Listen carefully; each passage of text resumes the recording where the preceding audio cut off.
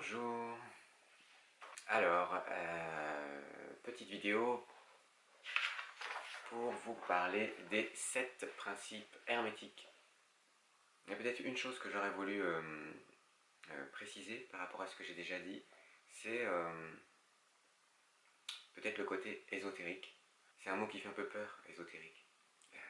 Quand on dit je fais de l'ésotérisme, oh, c'est vrai, tu fais des trucs obscurs, bizarres, donc que personne ne comprend.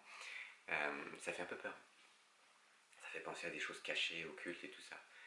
Et mon propos, c'était de dire, en fait, oui, ça fait passer, c'est des choses cachées, mais attention, c'est pas des choses que on nous cache pour avoir du pouvoir sur nous. Non, en fait, c'est quelque chose qu'on se cache à soi-même.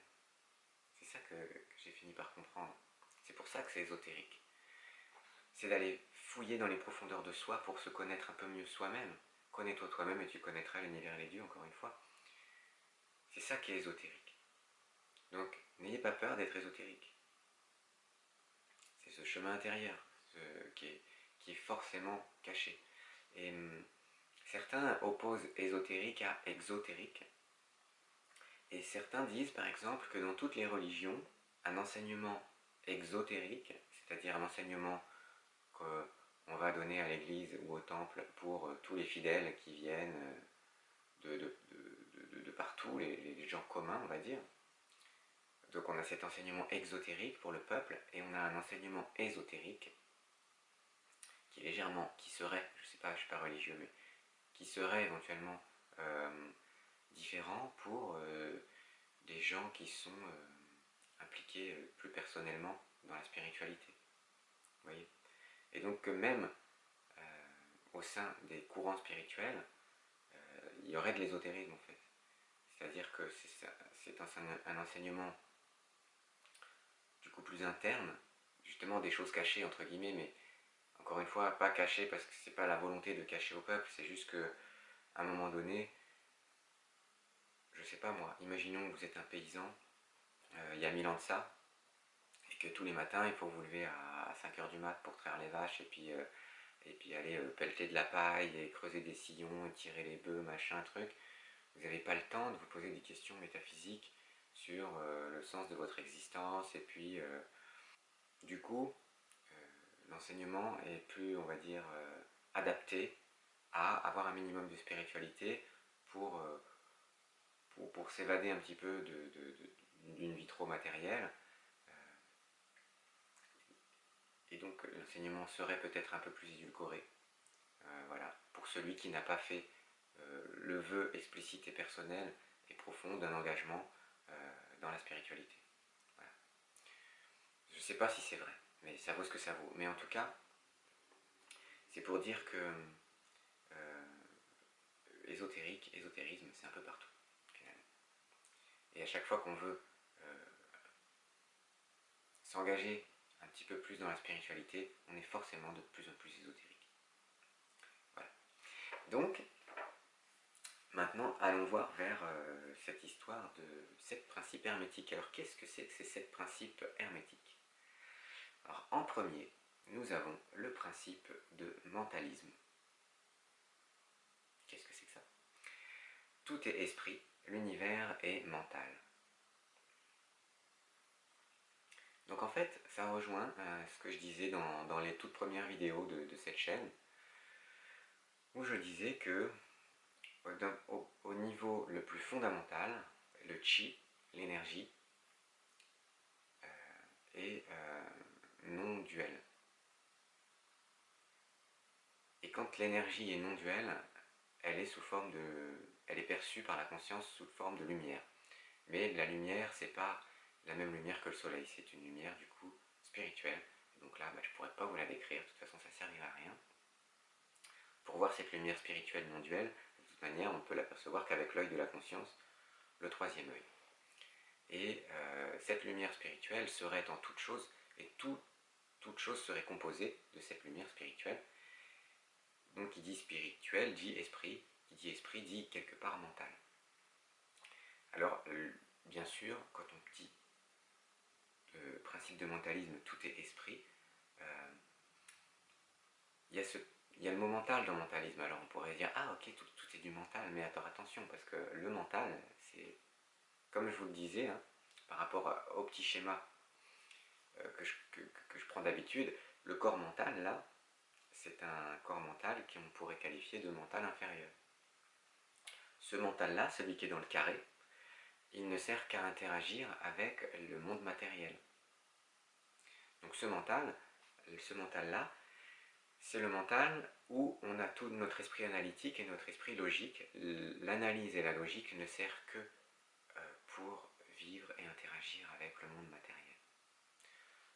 Tout le domaine de la spiritualité ne fait pas intervenir ce mental-là. Par contre, le plan causal, le plan bouddhique et tout ça, ce sont aussi quelque part des plans mentaux, c'est aussi quelque part du mental, mais c'est un mental bien différent du mental que j'utilise là pour discuter avec vous et pour faire des grandes théories sur la spiritualité, qui sont pour l'instant mentales, mais mentales du carré. Quand on dit principe de mentalisme, tout est mental, en fait on dit tout est esprit, l'univers est mental,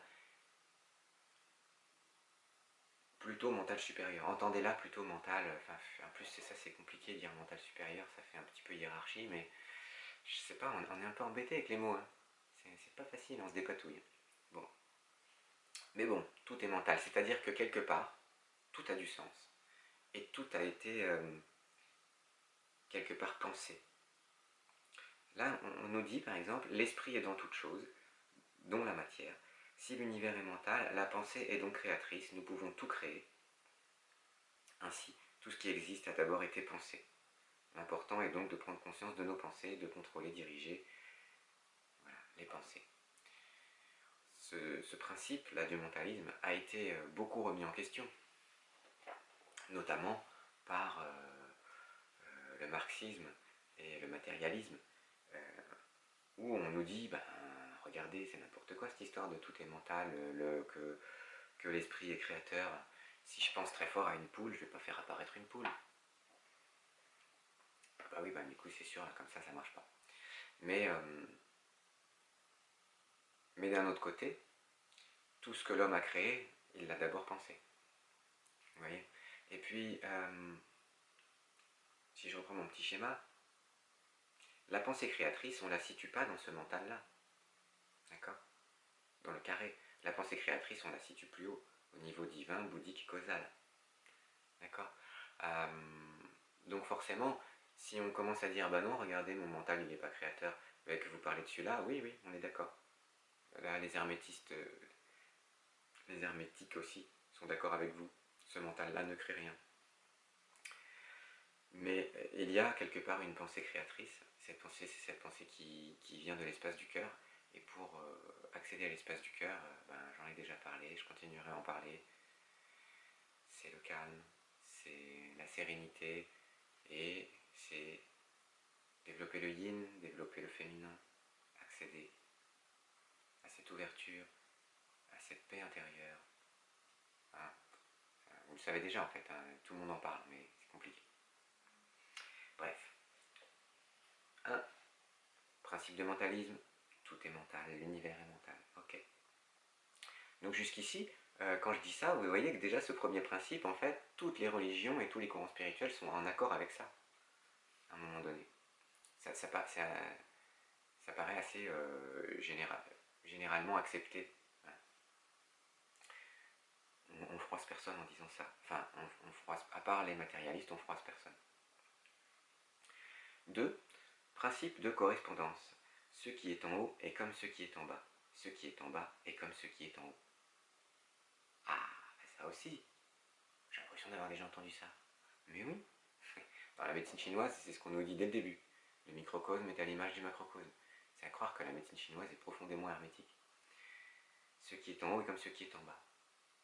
Et ça, c'est génial, parce que c'est ce qui nous permet d'avoir une vision de la vie qui ne serait pas simplement logique, mais aussi analogique. Je m'explique. D'un point de vue logique, quand j'observe l'extérieur et que je déduis, je fais travailler mon esprit analytique et logique, mon fameux triangle vers le haut, le travailler mon feu là, et je dis, j'essaie de voir comment ça fonctionne. Si il y a un vieux médecin chinois comme ça qui me dit, ton foie est connecté à l'énergie du printemps, et je vais dire, mais qu'est-ce qu'il me raconte le vieux taré là?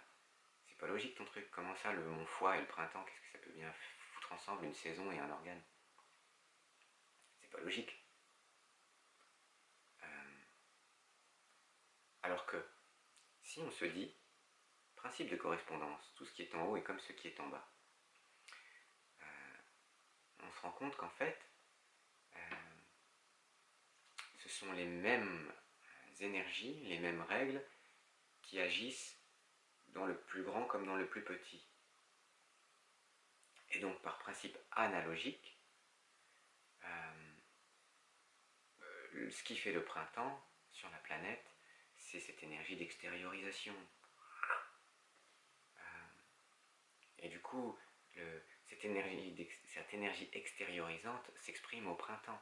La sève et l'énergie quittent. L'énergie quitte les racines de la plante pour aller vers les bourgeons et pour sortir à l'extérieur. On a vraiment ce mouvement d'expansion. La nature est en pleine expansion au printemps. Et finalement, l'énergie du foie dans le corps, c'est une énergie d'expansion aussi. Le foie est une grosse éponge à sang qui va vraiment apporter du sang dans les muscles pour se mettre à courir si on a besoin de courir d'un coup. Par exemple, si vous avez raté votre bus et que vous lui courez après, heureusement que vous avez un foie pour envoyer plein de sang en plus dans les cuisses pour vous mettre à courir très vite. Et un petit coup d'adrénaline qui va avec, et hop, l'énergie du foie s'extériorise. Et c'est pour ça que, en général, ce qui fait du bien au foie, c'est de faire un petit coup de sport, tout ça, parce que ça fait circuler le sang, ça met en route toute notre énergie qui a envie de s'extérioriser, et comme on s'extériorise, après on est mieux. Donc vous voyez, l'énergie du foie c'est tout ça. L'énergie du foie, c'est. Les Chinois disent le foie, c'est le général des armées. C'est celui en nous qui est très volontaire, qui est très enthousiaste, qui a envie d'aller s'exprimer à l'extérieur. Et donc par analogie, il est comme l'énergie du printemps sur la planète. Vous voyez, ce qui est en haut est comme ce qui est en bas. Principe hermétique de correspondance, mais qui est très présent dans la médecine chinoise, qui donne finalement cette possibilité d'analyser les choses pas de manière logique, mais de manière analogique. Et ça nous parle, ça parle à quelque chose en nous qui fait du bien. Ça n'a pas besoin d'être logique. Si c'est analogique, ça peut suffire, par principe de correspondance. Ok? Donc il est génial ce principe de correspondance hermétique. On le retrouve dans plein de trucs. Ce qui est en haut et comme ce qui est en bas, c'est un petit peu le rêve de la science aussi. Relier la théorie de la relativité générale d'Einstein avec les théories quantiques, pour que les lois du microcosme soient les mêmes que le macrocosme. On va peut-être y arriver, on va y arriver. D'ailleurs, si ça vous intéresse de voir ça d'un point de vue scientifique, en ce moment, il y a Nassim Haramein qui est en train de faire un papier qui apparemment réunifie l'infiniment grand et l'infiniment petit. Donc j'espère qu'il va réussir, Nassim. Je suis de tout cœur avec lui, ça fait des années que je le suis. Et merci Nassim, merci pour ton travail. J'espère que tu vas faire du bien à la science. Et que du coup la science va pouvoir respecter ce principe de correspondance, enfin, depuis le temps qu'elle le cherche. Donc il y a toujours un lien entre le macrocosme et le microcosme. Tout est lié comme une gigantesque toile d'araignée. Ce principe nous permet d'expliquer certains secrets de la nature, de correspondance qui nous apparaissent comme magiques, mais également qui montrent qu'il y a des ressemblances entre l'intérieur et l'extérieur. Donc c'est aussi ce principe de correspondance qui peut nous faire aborder cette idée de miroir, que le monde extérieur est un miroir du monde intérieur. On commence à y arriver là avec ce principe de correspondance. Il n'existe pas de système isolé. Chaque particule de l'univers est en liaison instantanée avec toutes les autres particules. Tout le système, même si ces particules sont séparées par d'énormes distances, fonctionne comme un système unifié. Ça, c'est le théorème de la physique quantique de John Bell.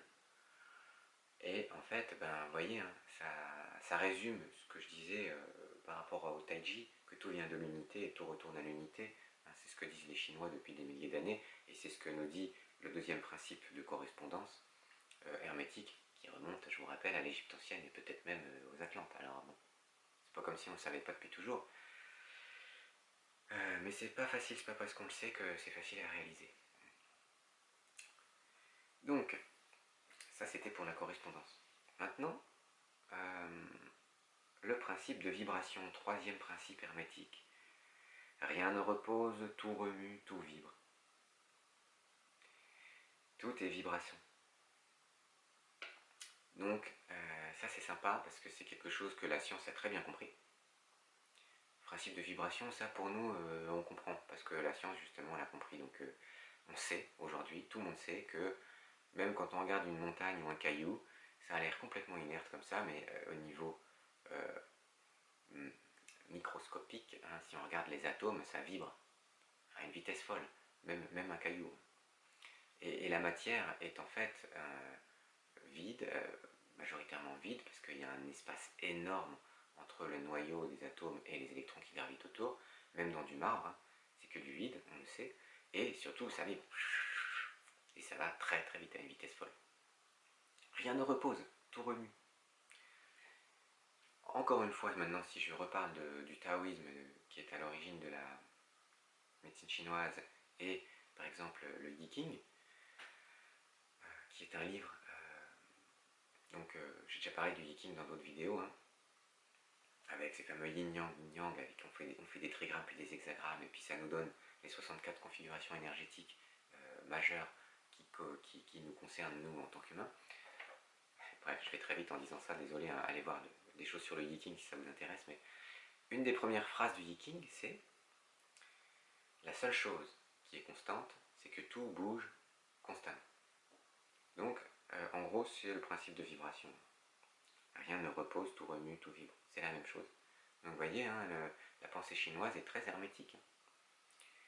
Ça me fait plaisir à chaque fois de faire un parallèle parce que j'en parlais aussi avec mon amie Béatrice, qui se reconnaîtra, qui me disait que justement, ce qui lui plaisait bien, c'était d'imaginer que fallait pas être juste chinois pour faire preuve de sagesse, et que la sagesse était universelle et qu'elle était partout présente. Et en effet, pour moi, ces principes hermétiques sont un petit peu comme un fondement, un socle qui s'infuse dans tous les courants spirituels de l'Est, de l'Ouest, du Nord, du Sud, de la sagesse en général, en fait, qui s'infuse dans toutes les cultures en respectant tous ces principes et ces notions-là. Donc, le principe de vibration. Numéro 4, principe de polarité. Tout est double, toute chose possède des pôles, tout à deux extrêmes, semblables et dissemblables, ont la même signification. Les pôles opposés ont une nature identique, mais des degrés différents. Les extrêmes se touchent. Toutes les vérités ne sont que des demi-vérités. Tous les paradoxes peuvent être conciliés. C'est sympa ça. Ah, j'aime bien ce principe-là. Enfin, ils sont tous super, mais le principe de polarité. Donc là, encore une fois, avec le yin et le yang des Chinois, on est à fond dedans. Tout est double. Alors ça, il y a quelque chose qui m'a marqué la dernière fois, quand j'étudiais le panthéon égyptien des dieux, c'est que à partir du dieu, celui qui est unique en fait, qui s'enfante tout seul, donc en gros, à partir de l'unité, les dieux sont toujours créés deux par deux, hein, chez les Égyptiens.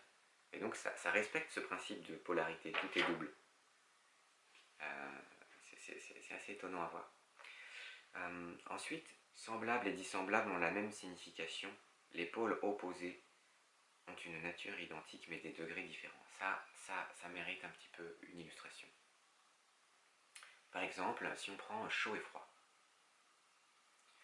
Finalement, chaud et froid ne sont des notions qui ne sont là que pour mettre en relation différents degrés de température. Mais très relatif, chaud ou froid. Par exemple, froid. Pour moi, si je vais dans l'eau et qu'elle est à 10 degrés, c'est froid. Mais pour un homard, c'est normal, quoi. Donc ça n'existe pas vraiment chaud et froid. La seule chose qui existe, c'est la température. Vous voyez ce que je veux dire? À des degrés différents. Et donc, ce qui est intéressant dans la notion de chaud et de froid, c'est de comprendre la notion de polarité. Et les extrêmes se touchent. Alors ça, Ça c'est challenge un petit peu pour l'esprit, hein. Les extrêmes se touchent. Par exemple, si je continue sur cet exemple de température, alors là, il y a un truc dans lequel tout le monde, que tout le monde voit tout de suite, c'est ah, mais c'est vrai, le froid extrême brûle, parce que c'est vrai quand on va dans la montagne et que on est gelé par le froid, bah en fait ça fait comme une brûlure. Donc on se dit ah ouais, waouh, donc ça doit être vrai. Mais en même temps, le chaud extrême, ça gèle pas. Alors du coup on se dit oh c'est bizarre, ça marche pas trop. Ça marche qu'à moitié, ça marche avec le froid mais ça marche pas avec le chaud. Ah, ça m'a fait réfléchir tout ça. Mais c'est vrai que si on réfléchit bien, le froid extrême brûle, mais c'est comme si ça brûlait, parce que avec un froid extrême, on ne va pas faire cuire un steak non plus. Avec un froid extrême, on ne va pas réduire quelque chose en cendres. Vous voyez ce que je veux dire? Donc, c'est comme si ça brûlait, mais ça brûle pas vraiment. Ça fait sur la peau, ça fait des symptômes similaires qu'on pourrait qualifier de similaires. Parce que oui, ça va faire comme une brûlure quand c'est très froid, mais ça va pas non plus cuire. Donc ça va pas non plus calciner. Vous voyez. Donc une... ça illustre sans illustrer. Pour moi, ce qui illustre mieux comment les extrêmes se rencontrent, qu'est-ce que c'est que le froid et la chaleur, en fait, en termes de particules, en termes de, on va dire, microscopique, quand c'est chaud, le chaud agite les particules. D'accord? Si vous avez de l'eau, par exemple, vous chauffez l'eau, les molécules d'eau s'agitent. C'est ça qui fait que ça chauffe. Et quand vous refroidissez l'eau, les molécules d'eau se stabilisent, c'est l'inverse de l'agitation, elles se stabilisent et du coup elles cristallisent à la fin, ça devient de la glace. Elles gèlent. Alors que plus vous chauffez, plus ça fait des coucou. Hein, et donc c'est pareil pour nous. Quand on chauffe, on est agité. Et quand on a froid, on est de plus en plus figé. Okay, donc en fait, il y a une histoire de mouvement et de vibration, encore une fois. On revient sur ce principe de vibration. Le chaud accélère la vibration, augmente la fréquence, l'intensité de la vibration. Le froid diminue la vibration. Okay, mais qu'est-ce qui se passe? C'est que plus vous diminuez en vibration, par exemple, plus vous atteignez une apparente stabilité. Ce sera apparent parce qu'en fait, on sait bien qu'au niveau microscopique, tout vibre tout le temps, donc ça ne sera jamais vraiment fixe, mais ça pourra nous apparaître comme fixe. Quelque chose qui est gelé, ça nous apparaît figé. Ok? Et de la même manière, quelque chose qui va très vite, imaginez une roue, elle tourne doucement, vous la voyez tourner. Elle accélère, elle accélère. À un moment donné, cette roue, elle accélère tellement vite qu'à un moment donné, vous la regardez, vous dites, attends, elle tourne ou elle tourne pas? Vous savez, comme les roues de voiture quand elles vont très vite, elles ont l'air de même pas tourner, tellement elles tournent vite. Elles ont l'air figées. Vous voyez ce que je veux dire? Plus on va vite, plus on accélère, plus on atteint aussi une apparente stabilité. Alors qu'on sait très bien que non, en fait, mais ça nous apparaît comme stable. Vous voyez? Que j'aille très loin vers l'accélération, ça m'apparaît stable, et que j'aille très bas vers le ralentissement, bah, ça m'apparaît stable aussi. Donc les deux extrêmes se touchent, vous voyez, de cette manière-là. Bon, je me coupe les cheveux en quatre pour essayer d'illustrer un principe de polarité, là, comme ça. C'est un petit peu chiant, mais c'est rigolo. Les extrêmes se touchent. Au moins en apparence. Et de toute manière, tout retournera à la stabilité, et tout vient de la stabilité. Donc, mais entre les deux, il y a un principe de polarité. C'est-à-dire que dès qu'une chose est née, dès qu'il y a naissance, dès qu'il y a manifestation, il y a double. C'est-à-dire, on est une chose et son contraire. Je vous avais déjà fait cet exemple avec l'enthousiasme. Avec l'enthousiasme, la frustration existe. À partir du moment où votre enthousiasme est né, votre frustration est née aussi. Avec. Et donc après, de temps en temps vous êtes enthousiaste, de temps en temps vous êtes frustré, c'est comme ça. Si vous ne voulez pas être enthousiaste, vous ne serez pas frustré, mais vous ne serez pas enthousiaste non plus. Les deux ne peuvent que coexister. À partir du moment où vous êtes né, vous êtes mort. Parce que votre mort a commencé au moment de votre naissance. Votre naissance a déterminé, a créé votre mort. Les deux sont nés ensemble. Et entre les deux, vous vivez. Voilà, réfléchissez à ça. Tout est double. 5. Principe de rythme. Principe de rythme. Tout s'écoule au dedans et au dehors. Toute chose a sa durée. Tout évolue puis dégénère. Le balancement du pendule se manifeste dans tout. La mesure de son oscillation à droite est semblable à la mesure de son oscillation à gauche. Le rythme est constant.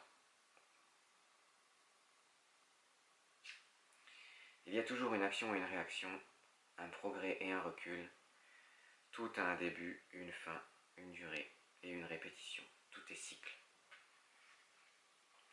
Donc ça, on peut le constater hein, en observant les étoiles, en observant les saisons. Tout ce qui est céleste, en fait, est rythmé. C'est comme ça qu'on a fait un calendrier, c'est comme ça qu'on a une perception du temps. C'est parce qu'en fait, tout est rythmé. Et du coup, on peut avoir une horloge. Et c'est comme s'il y avait une grande horloge cosmique. Et c'est ça qui fascine l'être humain, d'ailleurs. C'est que tout a l'air chaotique pour nous, là, à la surface de cette petite planète. Et puis quand on regarde le ciel, tout a l'air stable, toujours pareil. Cette étoile, elle sera là, tel jour. Bref, on voit des cycles de plus en plus grands et puis tout a l'air vraiment très très équilibré hein, dans le ciel. C'est ce qui est dit là. Toute chose a sa durée et toute chose évolue puis dégénère. Ça aussi c'est intéressant. Parce que des fois, on vit dans un monde comme ça, on pourrait se poser la question si on a vraiment conscience de ça, collectivement et individuellement. Parce que on voudrait toujours que ce soit la croissance. On voudrait toujours que... c'est un peu comme la bourse, quoi. Wall Street. On voudrait toujours que les actions elles montent, elles montent, elles montent. Et puis, je sais pas, on essaie de se faire croire que ça peut ne faire que monter. Ou comme une entreprise ne devrait faire que croître. Sinon, ce serait pas une bonne entreprise. Vous voyez comme si on pouvait échapper à ce principe de rythme ou de dégénérescence. Et d'ailleurs, pareil, on ne veut pas vieillir. On ne veut pas dégénérer. On essaye de se faire croire un petit peu, individuellement et collectivement, que on va rester jeune toute notre vie, tout ça. C'est compliqué, hein. Elle est un peu dure. Hein. C'est un peu dur ce principe de rythme-là. Il nous fait du mal. Mais il faut l'accepter. Et tout s'écoule au dedans et au dehors. Ça c'est intéressant. Parce que le rythme, c'est aussi le rythme de l'intérieur et de l'extérieur. Un peu comme le rythme de la journée et de la nuit. La nuit on intériorise, tout s'écoule au dedans. Et tout à l'heure je parlais du foie, avec le printemps. Vous savez par exemple le foie, c'est cet organe qui, quand on se réveille, nous fait agir à l'extérieur, nous fait nous lever, avoir envie de faire du sport, on fait un peu de yoga, c'est le matin, c'est la fête. On réfléchit, on fait des plans pour la journée, tac. Et puis, qu'est-ce qu'a fait cette énergie du foie la nuit? Elle ne peut pas servir à faire des rêves, à faire des plans pour la journée, donc elle fait des rêves, mais cette fois-ci, à l'intérieur, tout agit à l'intérieur, au dedans. D'accord? Tout s'écoule au dedans et au dehors. Avec cette grande horloge cosmique là, la nuit, l'énergie du foie nous permet de rêver, mais cette fois-ci, rêver au dedans. Et donc l'énergie du foie gère l'activité onirique, c'est-à-dire, encore une fois, toute notre action, mais pas l'action dehors, l'action dedans, qui se traduit par des rêves. Donc il y a un grand rythme comme ça. Même pour l'énergie du foie, il y a un rythme pour tout. Dedans et dehors. Et là où ça pourrait nous rassurer, c'est que tout ce qui concerne la vie, donc entre la naissance et la mort pour nous, c'est comme si c'était une partie de la pendule, une partie de la pendule qui était dehors, on va dire que c'est dehors, et quand on serait mort, tac, on aurait la même chose de l'autre côté, mais dedans, donc on aurait encore une vie, mais pas dans la matière, mais au-dedans de la conscience, dans une dimension plus intérieure. Peut-être, on peut imaginer ça avec ce principe de rythme. Il y a aussi autre chose que je trouve intéressant dans ce principe de rythme, c'est qu'à la fin on nous dit hein, tout est cycle. Et ça, déjà c'est représenté par les bouddhistes, par la roue de la vie, le cycle des existences, la roue de l'existence. On voit qu'en fait c'est des cycles. C'est représenté aussi par la tragédie grecque, chez les Grecs, hein, qui, je vous rappelle, hein, sont quand même très portés sur l'hermétisme, hein, qui nous disait que dans la tragédie grecque, en fait, le monde n'allait jamais changer, en fait. C'est le principe de la tragédie, en fait, c'est une tragédie. Le monde ne changera jamais. En fait, il pourra prendre des multiples visages, les sociétés pourront prendre des formes infinies, mais on aura toujours les mêmes problèmes. Les mêmes ingrédients seront toujours là, et les mêmes problématiques seront toujours là. C'est cyclique. Voilà. Et donc l'histoire se répète. L'histoire se répète, ça c'est quelque chose qu'on retrouve dans la littérature, dans la mythologie, et on retrouve ça aussi dans la mythologie hindouiste. Les 4 âges avec l'âge d'or où du coup la conscience est plus proche des dieux, et puis l'âge de fer, vous savez, où alors c'est des âges guerriers, où les êtres humains se font la guerre, et ils sont vraiment dans le conflit le plus total, et tout ça c'est cyclique. Voilà. Donc ce principe de rythme, il est vraiment présent dans toutes les cultures, dans toutes les formes de spiritualité. Et il n'est pas évident, hein, comme tous les autres principes d'ailleurs, il n'est pas évident à vraiment intégrer et à mettre en soi, et à accepter, et à vivre au quotidien, en conscience, que tout est cyclique, tout est rythme, et que du coup, il faut accepter que les choses dégénèrent. Et nous aussi, avec. Enfin, on pourra remettre ça aussi en question à un moment donné, quand on verra comment être vraiment co-créateur de son existence. Bon, il y a plein de choses qu'on pourrait remettre en question sur ça, mais c'est justement plus tard. Quand vraiment on aborde le divin, parce que là, pour la matière en tout cas, pour la dualité et les plans matériels, tout est rythme, et tout est cyclique, et tout évolue puis dégénère. 6. Principe de cause et d'effet. Donc là on a la causalité, ça ne nous pose pas de problème, on vit avec depuis toujours, on sait que la causalité c'est important, cause et effet, ça dans la matière déjà c'est très évident. Mais ce que nous dit le principe hermétique, c'est que toute cause a son effet, tout effet a sa cause, tout arrive conformément à la loi. La chance n'est qu'un nom donné à la loi méconnue. Il y a de nombreux plans de causalité, mais rien n'échappe à la loi. Le hasard n'existe pas. Alors, en fait, c'est de la causalité, mais qui va très très loin. Parce que pour nous, bien sûr, d'un point de vue physique, c'est évident la causalité. Hop, je lâche un truc qui tombe par terre. Voilà. Cause-effet, action-réaction, d'accord.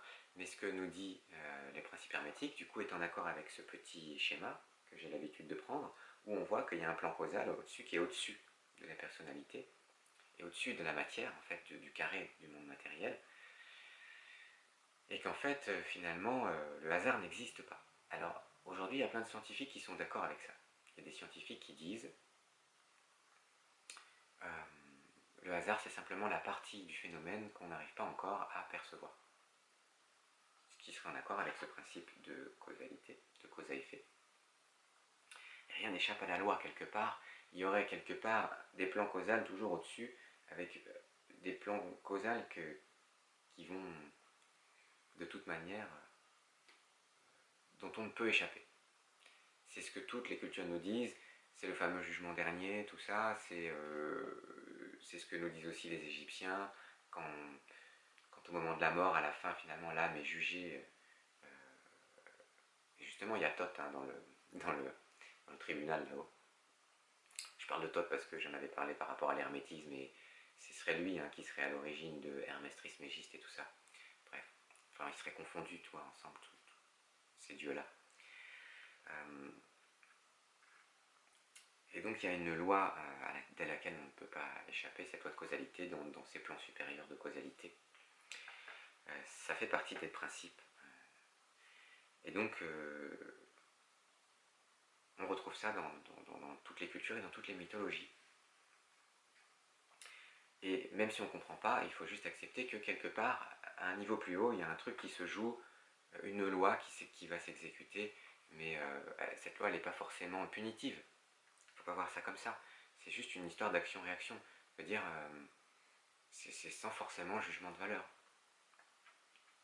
Par contre, on récolte ce qu'on sème, hein. C'est vrai ici et c'est vrai là-haut. En fait, allié au principe de correspondance, on se rend compte qu'il y a une causalité dans le monde matériel, mais il y a aussi une causalité dans les mondes spirituels. Et enfin, le 7e principe, principe de genre. Il y a un genre en toute chose. Tout a ses principes masculins et féminins. Le genre se manifeste sur tous les plans. Toute chose, tout individu, contient 2 pôles, 2 éléments, masculins et féminins. Ce sont des pôles symboliques, rien à voir avec le genre. Voilà, ça c'est vraiment pour dire que c'est pas une histoire homme-femme, c'est masculin-féminin. Ou le grand principe lui-même, tout élément mâle a son élément féminin, tout principe féminin contient le principe mâle. On crée et on engendre, on est actif et passif, créateur et réceptif. Cela fait penser justement à toute l'œuvre alchimique qui consiste à réunir le masculin et le féminin.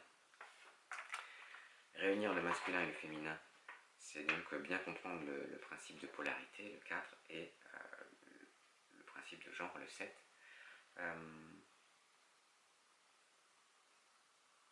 En fait, c'est juste pour aller un peu plus loin dans le principe de polarité. Cette polarité, elle est genrée en fait. Elle est genrée parce que finalement tout est double, mais du coup, cette dualité, elle a du coup une forme active et une forme passive. Hein, active, masculin, passif, féminin. Elle a une forme émettrice et une forme réceptrice. Ouais, masculin, féminin. Elle a un aspect radiant, d'accord, et un aspect, on peut dire centrifuge et centripète. Ouais. Bref, tout est genré en fait. Tout est à la fois masculin et féminin. Et c'est ce qui est bien illustré dans le Taiji Tu, le symbole du Taiji, c'est que dans le masculin il y a du féminin, dans le féminin il y a du masculin, avec les petits points noirs et blancs. Oui. Et rien n'échappe à tout ça, rien n'échappe à ce principe de genre. Donc on ne peut pas être juste un bonhomme ou juste féminin, non, on est toujours un mélange. À moins d'être... ouais, on est toujours un mélange. Donc voilà pour ces 7 principes. Et ce qui m'intéressait dans ces 7 principes, c'est surtout que chacun puisse voir que ce sont des principes finalement qu'on retrouve dans toutes les cultures et qui, pour moi, ces principes font un peu consensus, c'est-à-dire que tout le monde de tous les courants spirituels devrait être d'accord sur ces principes-là et les appréhender. Et d'ailleurs, on voit que, par exemple, comme j'ai essayé d'illustrer, la médecine chinoise est pleine de tous ces principes hermétiques. Le taoïsme est plein de ces principes hermétiques, le bouddhisme aussi, toutes les gnoses, la gnose chrétienne et tout, pleine de tous ces principes-là. Et donc on va, sur la base de ces principes hermétiques, baser toutes nos réflexions et tout notre travail alchimique et spirituel, du coup, de manière, je l'espère, le plus universelle possible, le plus ouvert possible, le plus librement, essayer de s'approprier ces principes de sagesse qui nous viennent du fond des temps, qui se perdent dans l'histoire. On ne sait pas d'où ça vient. Alors moi j'aime bien dire que ça vient d'Hermès Trismégiste, de Thoth, d'un dieu. Et du coup ce dieu, en fait, on y aurait accès par l'éveil du féminin en nous qui accueille et qui reçoit la connaissance un petit peu comme